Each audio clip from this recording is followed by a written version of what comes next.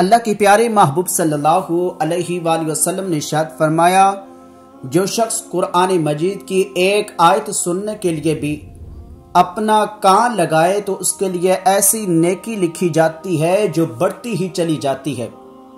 याद रखें, अल्लाह के प्यारे महबूब सल्लल्लाहु अलैहि वसल्लम ने उस बढ़ती हुई नेकी की कोई हद नहीं बतलाई। हमें भी अल्लाह ताला से ये उम्मीद है कि उस नेकी की बढ़ने की कोई हद नहीं होगी, बेइंतहा बढ़ती चली जाएगी।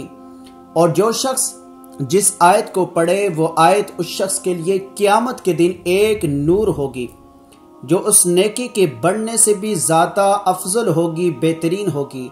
दुआ है कि अल्लाह रब्बुल इज़्ज़त हम सब को कुरान मजीद की कसरत के साथ तिलावत करने की तौफीक अता फरमाए।